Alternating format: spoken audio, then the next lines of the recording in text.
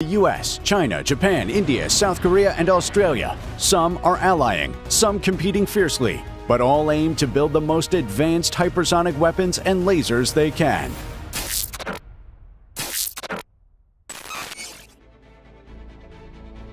China's hypersonic game is no joke. Right now, they're recognized as the leader in hypersonic systems, with the DF-17 hypersonic glide vehicle already in action. The world got its first glimpse of the DF-17 during a massive military parade in Beijing in late 2019. The DF-17 system is smart. It uses a traditional ballistic missile booster to launch its glide vehicle, which then re-enters the atmosphere to strike its target. And here's the kicker. These DF-17s are mounted on 5-axle wheeled transporter erector launchers, meaning they're road mobile, just like much of China's ballistic missile arsenal. This mobility could make it a real challenge for adversaries trying to take out these systems before launch. But China's not stopping there. Rumor has it they're working on an air-launched HGV-2. A video on Chinese social media briefly showed a PLA Air Force Shan H-6N bomber landing with what looked like a Boost Glide HGV, or maybe just a mock-up for testing. China's also diving into directed energy tech. State media has shown off handheld and vehicle-mounted lasers that can do some serious damage. One handheld laser weapon designed for crowd control can reportedly do much more: scorch skin, ignite clothing, take down small drones, or even blow up fuel tanks when cranked to full power. There's even a claim from a Chinese academic that the PLA used microwave weapons to disable Indian troops in a border standoff last year, though no independent sources have confirmed it yet. The US has multiple hypersonic programs, all aimed, individually or working together, at building entire arsenals of this unstoppable weapon. Two of the most notable of these programs are of the US Air Force, and they include 1. AGM-183A Air-Launched Rapid Response Weapon. The AGM-183A Air-Launched Rapid Response Weapon, pronounced ARRW, was one of several hypersonic missile programs that the US government initiated after Russian and Chinese hypersonic missile programs were publicized in the mid-2010s. Developed by Lockheed Martin, ARRW is a hypersonic conventional missile designed to take out mobile and other time-sensitive targets up to 1,000 miles away and in amounts of time so little the targets cannot react. The missile consists of a large rocket booster with an unpowered, wedge-shaped boost glide warhead on top. To take out its targets, the warhead uses the booster to get to conventional speed and incredible heights.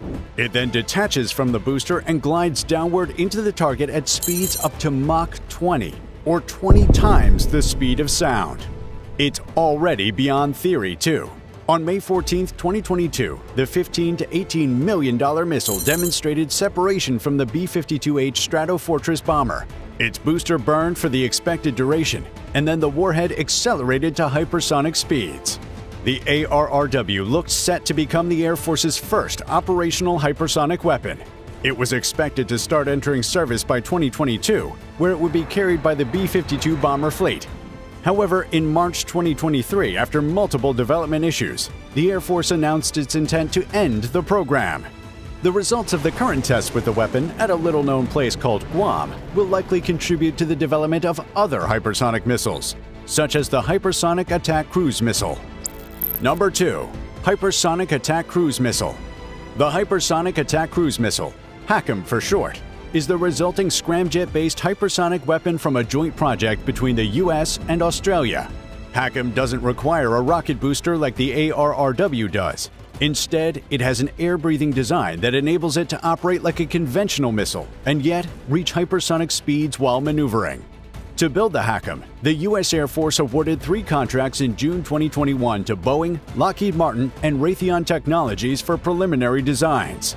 15 months later, in September 2022, the Air Force crowned the offering from Raytheon Technologies, earning the company, along with partner Northrop Grumman, a $985 million contract to develop the actual missile. The missile's exact specification is yet to be publicized, but it is expected to travel much faster than Mach 8. HACM is portable enough to be compatible with not just bombers, like in the case of ARRW, but also fighters. HACM is a more refined version of ARRW, but without ARRW, might not exist as it does today. Born out of science fiction, the rival in question is the laser weapon. The U.S. is investing roughly $1 billion a year on programs aimed at developing laser weapons and similar directed energy weapons. Two of the most notable of these programs include: Number 1. IFPC HEL.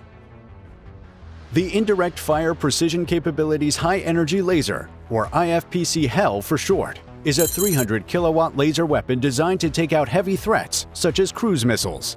The result of a 3-year project to develop technologies that would protect fixed and semi-fixed sites, the IFPC HEL is a mobile complete system packed with its beam control, beam director, power and thermal management components.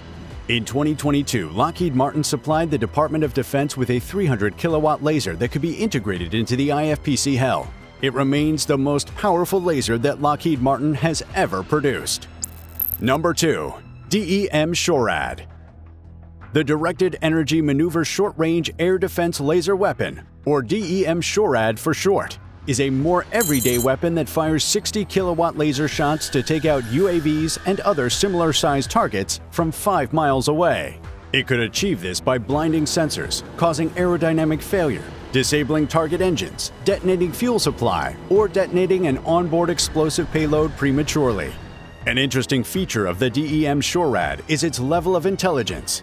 The weapon is, in the case of multiple targets, able to autonomously determine which should be destroyed first based on how much of a threat each target poses.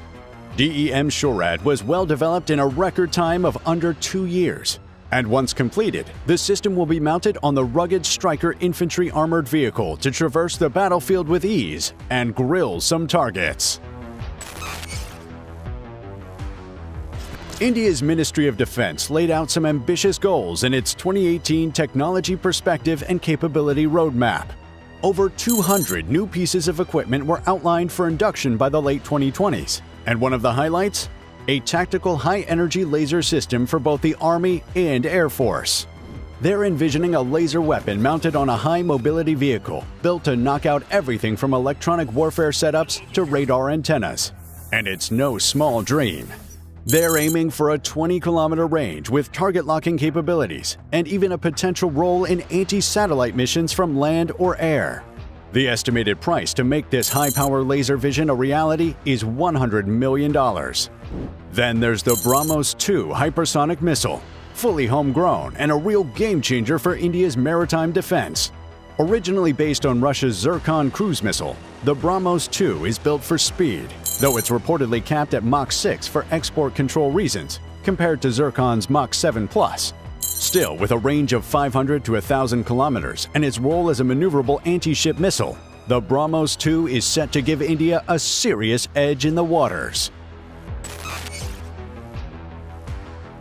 Japan jumped into the hypersonic race in the late 2010s, and they've got big plans. They're working on 2 types of hypersonic systems: the Hypersonic Cruise Missile, HCM, and the Hypervelocity Gliding Projectile, or HVGP. The HCM is set to be a scramjet-powered missile, looking like your typical missile but packing way more speed and the range to match. The HVGP, though, has a different setup. It'll use a solid fuel rocket to launch a warhead up to high altitude, where it'll then glide toward its target, keeping up its speed using that altitude until impact. Japan's also getting strategic about its warheads. For maritime targets, they're designing an armor-piercing warhead made to punch right through an aircraft carrier deck. For land targets, they're planning a version with multiple explosively formed projectiles for hitting wide areas. To make all this happen, Japan's government has earmarked 240 billion yen, around $2 billion, in the latest defense budget, with Mitsubishi Heavy Industries on board to drive research on both the HCM and HVGP. Japan's definitely serious about stepping up in hypersonic tech. The Korean Peninsula is heating up the hypersonic arms race too. South Korea, a key U.S. ally, is charging forward with plans to develop its own hypersonic missiles as a counter to North Korea's significant ballistic missile stockpile. South Korean Defense Minister Jung Kyung-do announced plans to fast-track the development of long-range and hypersonic missiles, along with more powerful warheads to go with them. South Korea has already rolled out short-range ballistic missiles, but is now aiming for more advanced types that can hold critical North Korean targets, including their mobile missile launchers, at risk if conflict breaks out. For now, though, there's not much concrete information on how far along South Korea's hypersonic tech actually is.